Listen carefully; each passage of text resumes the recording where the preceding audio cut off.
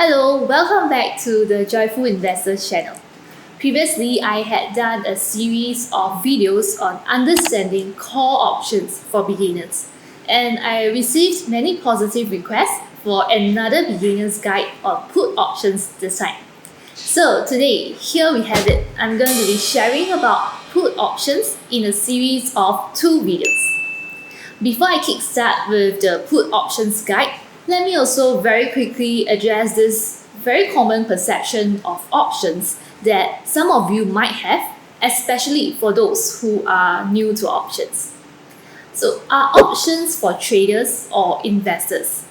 Options are short-term plays that involve greater risk, so they are more for traders? Well, the answer is both. Both an investor and trader can use options to profit in the markets. The key difference is how to go about executing the trades and the type of strategies that you use. As an investor, the mentality would be more about thinking how the use of options can complement our existing stocks portfolio and our investment thesis on the various stocks. Another example is that as an investor, never buy very short-term call options that are expiring in just a few days from the date of your purchase.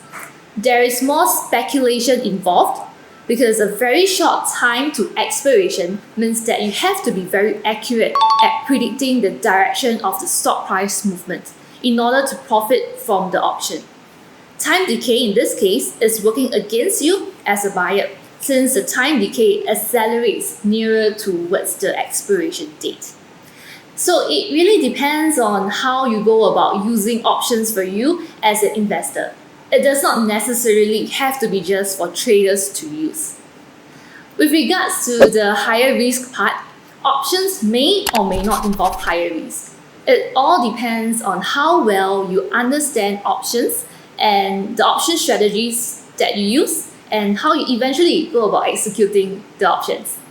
There is always this misconception that things which are more complex involve higher risk, but it actually boils down to your level of competency at managing the matter.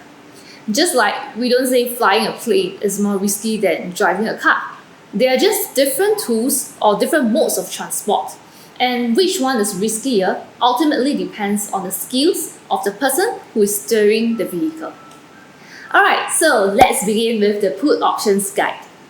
Put option is a contract that offers the buyers the right to sell an underlying asset at a predetermined price, known as the strike price, and within a specific time frame, known as the expiration date. Again, to be given the right to do that, the buyer has to pay a premium to the seller to compensate the seller for taking out the obligation.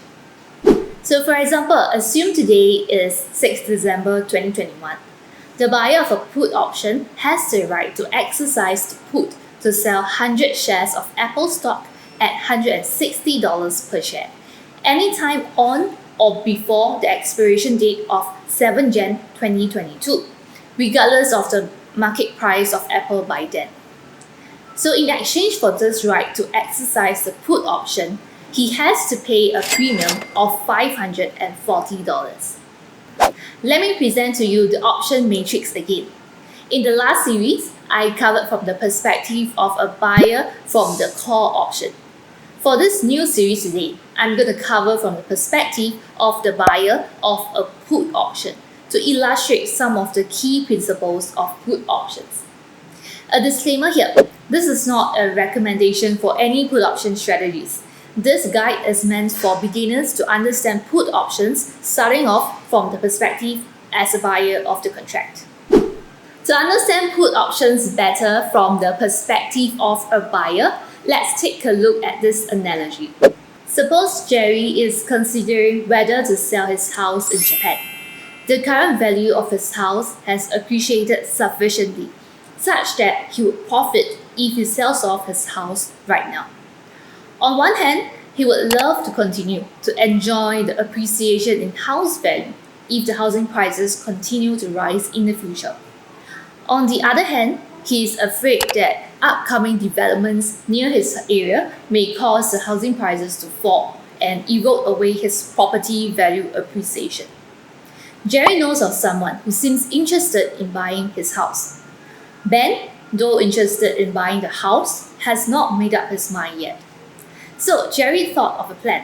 He told Ben, "How about I pay you a fee of $50,000 and in exchange, I have the right to sell my house to you anytime within the next 3 months at a fixed sale price of $1.2 million." Ben thinks this is a win-win deal for him, so he grabbed the opportunity and made the deal. So in this analogy, Jerry is the buyer of the put option. He paid a premium of $50,000 for the put option in order to receive the right to sell his house at a predetermined price of $1.2 million with a grace period of 3 months. Ben, on the other hand, is the seller of the put option. He has the obligation to buy Jerry's house if Jerry approaches him to exercise his right anytime within the 3-month period. Let's explore what could have happened 3 months later and how it is going to be impacting Jerry, the buyer of the put option. Oh dear, there have been plans to build factories near the house. As a result, the housing prices in that area dropped to $1 million. Luckily, Jerry had gotten the deal with Ben, so Jerry can still sell his house to Ben at the agreed price of $1.2 million. In this scenario, Jerry got a good deal by exercising his put option to sell his house at $1.2 million to Ben. Even though the market price has dropped by $200,000, he still gets to sell his house at $1.2 million by incurring a cost of $50,000. So effectively, he is still $150,000 better off than the other house owners who choose to sell their house at the current market price of $1 million. Scenario 2. Hooray! The railway network is underway. As a result, the market price of a house in this location has increased to $1.4 million. However, it doesn't make sense for Jerry to sell the house to Ben at $1.2 million anymore. Jerry will be better off by selling the house off the market at $1.4 million, even accounting for the $50,000 sunk cost.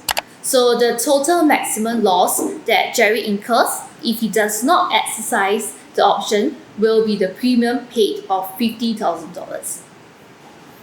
Buying put options acts somewhat like an insurance. In the analogy, it was to protect the unrealized profits for Jerry by fixing the sale price of the house at $1.2 million, while at the same time allowing greater potential profits in the future should the housing prices continue to increase. And of course, to enjoy all these benefits, Jerry has to pay a fee of $50,000 in this analogy. This is similar to how put options work in the financial markets, except that the value of the put option will not stay constant at $50,000, unlike in the house analogy. So in the next video, we'll be sharing with you why the value of put options change and how it can affect the buyer of the put options. If you want to stay in the loop and be notified when the next video is released, subscribe to our channel and turn on the notification bell. See you in the next video.